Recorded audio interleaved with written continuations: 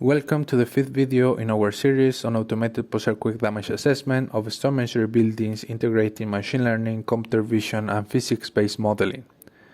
In this video, we will discuss finite element models for masonry buildings. Our research has resulted in a paper entitled Automated Image-Based Generation of Finite Element Models for Masonry Buildings, published in the Bulletin of Earthquake Engineering Journal.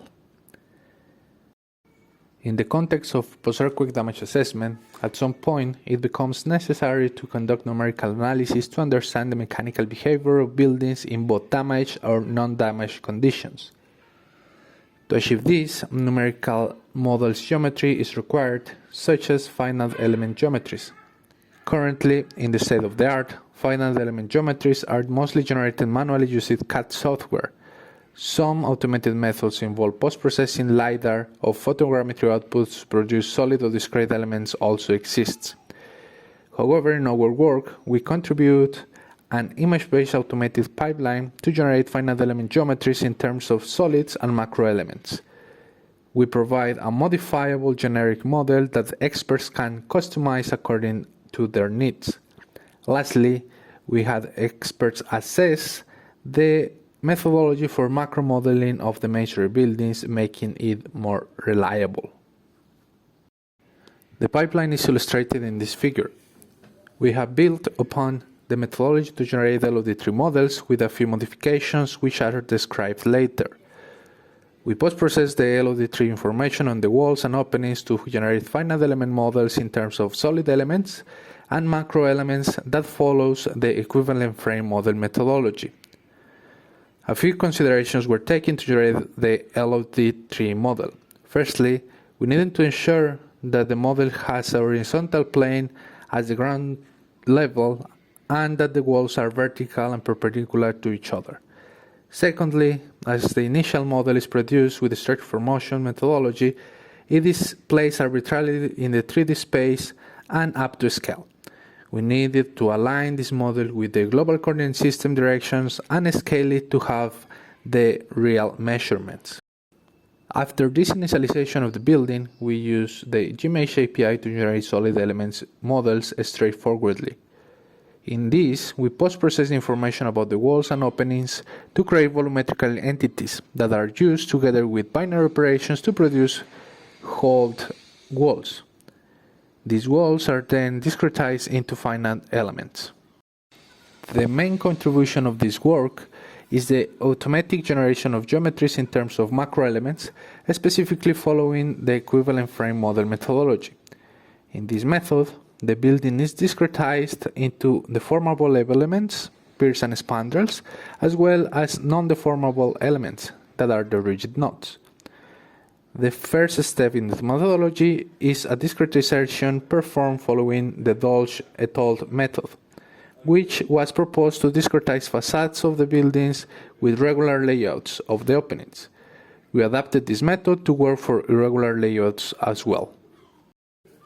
To do so, each of the facades is divided into polygonal cells, taking into account the lines that make up the facade's contour, as well as the lines that make up the contours of the windows and doors.